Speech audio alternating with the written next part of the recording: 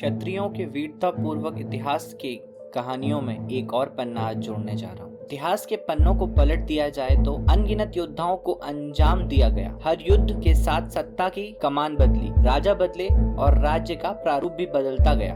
इन युद्धों में से एक युद्ध है नागौर का, जिसमें एक राजा के वचन और उसे निभाने की कहानी है।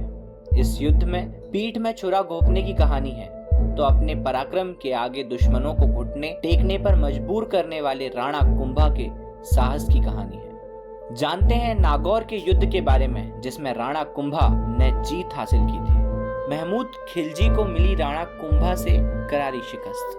नागौर की लड़ाई से पहले दिल्ली सल्तनत और मेवाड़ के महाराजा राणा कुंभा के रिश्तों के बारे में जानना जरूरी है। इस युद्ध से उनके पराक्रम का पता लगाया जा सकता है।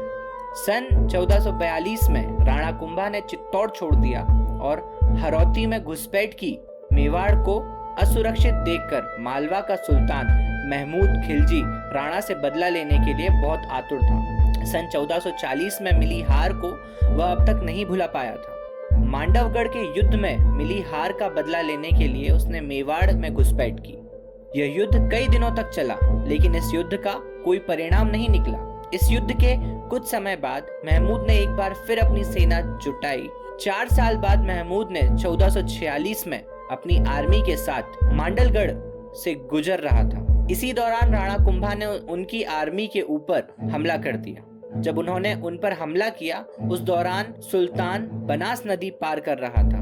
महमूद खिलजी ने राणा कुंभा के हाथों करारी शिकस्त के हमले का सामना करने में वह असफल हो गया। उसे युद्ध क्षेत्र से पीछे हटना पड़ा। वह मंडू में पीछे हट गया। महमूद खिलजी ने राणा कुंभा के हाथों करारी शिकस्त का सामना किया। सत्ता के लिए खान भाइयों में हुई लड़ाई। नागौर के शासक सुल्तान फिरोज खान की सन 1453 से 54 के आसपास मृत्यु हो गई। वह दिल्ली सल्तनत महमूद खिलजी के अंदर नागौर प्रोविंस का गवर्नर था, लेकिन बाद में इसने दिल्ली सल्तनत से खुद को स्वतंत्र घोषित कर दिया। सुल्तान फिरोज के 2 बेटे थे। उनकी मृत्यु के बाद दोनों के बीच सत्ता को लेकर लड़ाई होने लगी। उनके बड़े बेटे का नाम शम्स खान था, छोटे बेटे का नाम मुजाहिद खान। पिता की मौत के बाद मुजाहिद खान ने सत्ता हथियानी चाही, लेकिन पास शम्स खान की अपेक्षा ज्यादा सेना थी। लिहाजा उसने अपने भाई के ऊपर हमला बोला और उसे हरा दिया। इस प्रकार उसने सत्ता हथिया ली। अपनी हार से दुखी और आक्रोशित शम्स खान राणा कुंभा के पास गया। उसने राणा से अपनी मदद करने की गुहार लगाई। उसने अपने लिए मेवाड़ में आश्रय देने की विनती की। इसके साथ ही अपने भाई मुजाहिद से वापस सत्ता हथियाने में उसकी मदद करने को कहा। राणा कुंभा ने शम्स की मदद करने के लिए हाँ कर दी।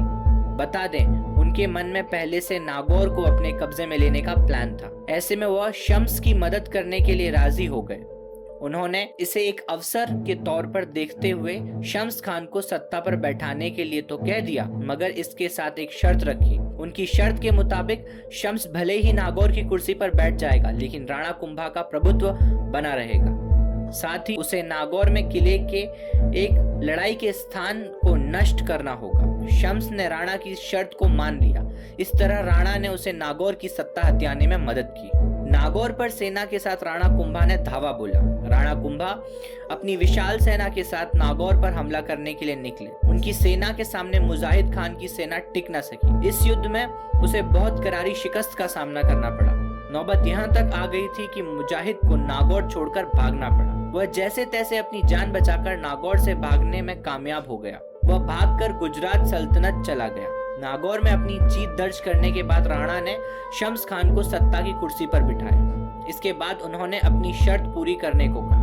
शर्त के मुताबिक शम्स खान को किले में मौजूद एक लड़ाई के स्थान को खत्म करना था, लेकिन शम्स ने राणा से प्रार्थना करते हुए कहा कि वह इसे अभी ध्वस्त नहीं करने दे, क्योंकि क्या पता उनके जाने के बाद उन पर एक बार फिर हमला हो जाए। ऐसे में अपनी सुरक्षा के लिए मांग करते हुए किले को नहीं तोड़ने की विनती की। साथ ही उसने राणा कुंभा से वादा किया वह स्वयं इस क्षेत्र को ध्वस्त कर देगा एक बार उसे अपनी सुरक्षा सुनिश्चित हो जाए। ऐसे में राणा उनकी इस विनती को अस्वीकार नहीं कर सके। उन्होंने उसकी ये बात भी मान ली। इसके बाद वह वापस मेवाड़ के लिए लौट गए। शम्स खान का धोखा और राणा कुंभा का जवाब। अभी राणा कुंभा मेवाड़ भी नहीं पहुंच पाए थे, बीच रास्ते में ही थे।